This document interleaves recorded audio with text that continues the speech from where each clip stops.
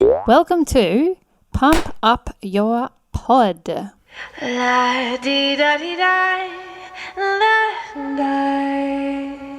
How often should I release my episodes? This is a fun one to answer, and this is what we are going to go through today in this episode. First question to ask yourself is when you're wondering whether you should, be more frequent or less frequent or whatever with your podcast is how much time do you actually have to commit to it? Because that's the thing that's going to be the driver for everything else.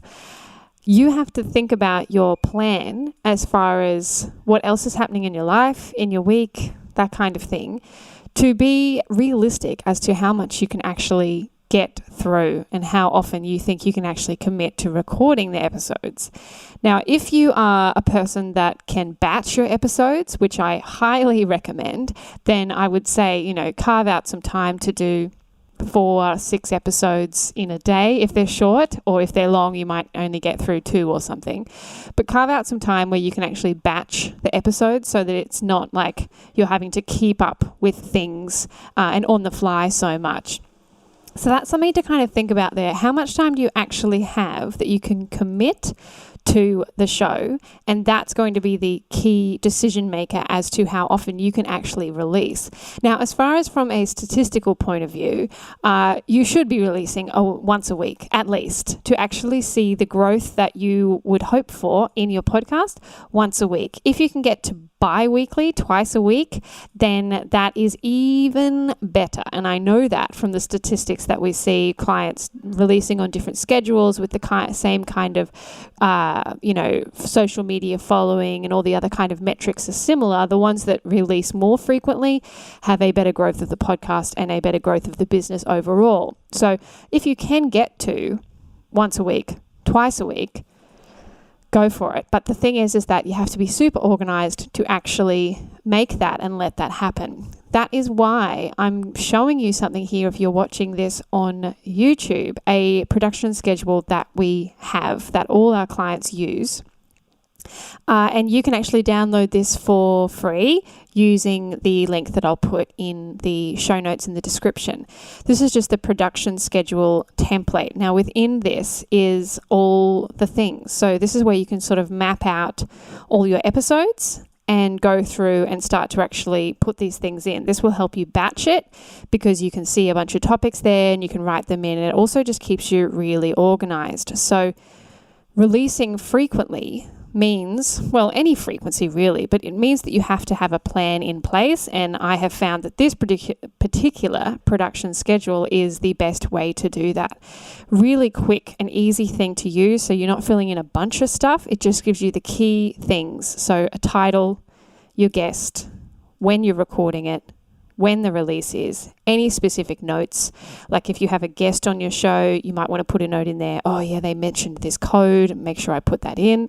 And then the last column is the embed code. So once you've actually uploaded it, you can get an embed code, and that goes in this production schedule too, just so that it's all in a really easy place to access if you're wanting to then put it like that embed code on your website or somewhere else.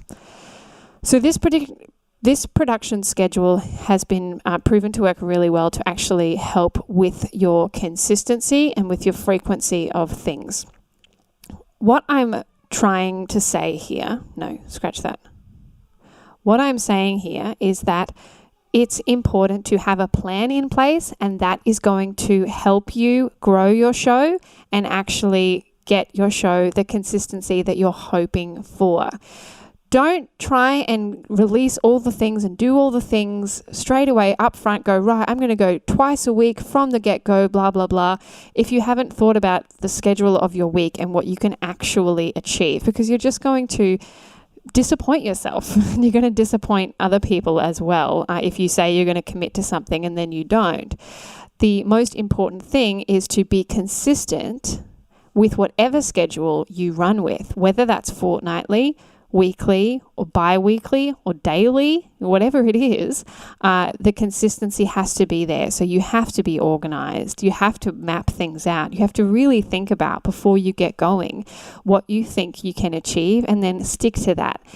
If you need to start with fortnightly and then work yourself up once you're in the rhythm of it to go, okay, cool, I think I can commit to this. So I'm going to go to weekly now, and I'm going to go weekly from this date onwards. That's a really good thing to do. Start less frequent and move yourself up. And we've had clients that do that, and that works really well. You just need to be realistic with who you are, what else is going on in your life, and what you think you can actually be consistent with. Then have a plan in place, have a production schedule that you map out, that you look through and you feel confident that you can commit to, and then run with it and have fun. And batch if you can. Do as much batching as you can. So if you want to access this production schedule template, please access it via the link that I will include in the show notes and the description for you. You can go ahead and use that, brand it, make it look however you want it to look, and just, have a lot of fun. If you have any other questions, you can head to our website, bambimedia.com. And if you're interested in our courses, then you can go to thecreativebrandinglab.com, and there'll be links to those as well for more information on any of that. That's it. Have a lovely day, and I will speak to you next time.